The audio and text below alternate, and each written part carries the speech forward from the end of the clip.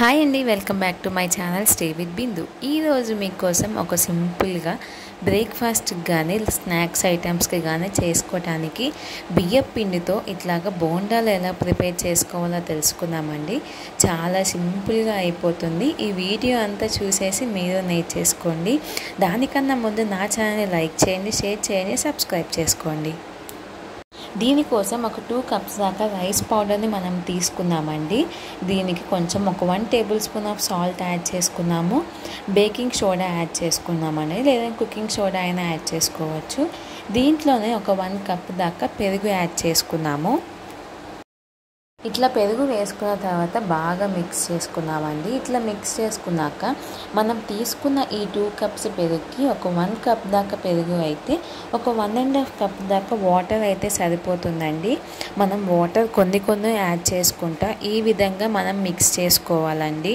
ఎక్కువ వాటర్ అయినాయి అనుకుంటే మీరు ఇంకొంచెం బియ్యం పిండిని కానీ మైదా పిండిని కూడా యాడ్ చేసుకోవచ్చు.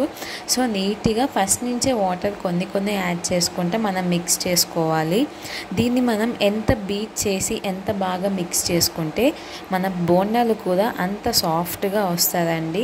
మనకి ఈ విధంగా మనం మిక్స్ చేసుకోవాలి. దీన్ని మిక్స్ చేసుకొని మినిమం ఒక 1 అవర్ కానీ 2 అవర్స్ కానీ మనం పక్కన పెట్టేయాలండి. ఇట్లాగా మనం పిండి కలిపినప్పుడు చాలా సాఫ్ట్గా ఉండాలి.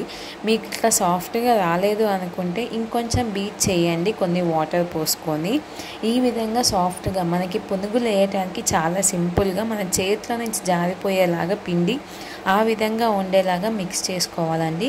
చూడండి, నేను చూపిస్తున్నాను కదా, ఆ విధంగా మనకి ఆయిల్లో డిప్ చేయంగానే మన చేతిలో నుంచి జారిపోయేటట్టు ఉండాలండి పిండి అనేది.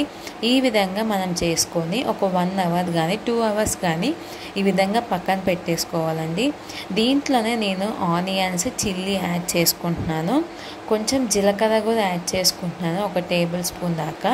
మీకు ఇంకా కావాలంటే ఏమైనా వెజ్జీస్ కూడా యాడ్ చేసుకోవచ్చు. క్యారెట్ కానీ బీట్రూట్ కానీ మీకు ఏ వెజిటేబుల్స్ కావాలన్నా యాడ్ చేసుకోవచ్చండి. ఇట్లాగా అన్నీ యాడ్ చేసుకున్నాక దాన్ని మళ్ళీ బాగా మిక్స్ చేసుకోవాలండి.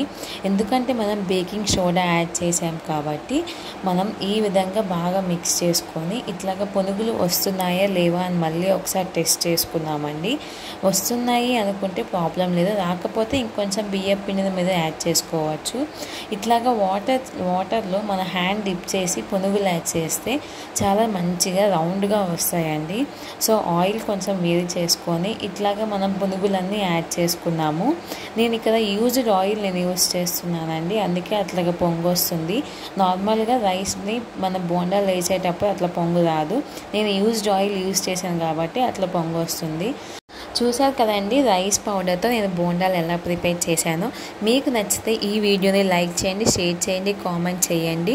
ఇది ఏ టైప్ ఆఫ్ చట్నీతో అయినా తినచ్చండి. చాలా టేస్టీగా సింపుల్గా ప్రిపేర్ అయిపోయే రైస్ బోండా మీకోసం అండి.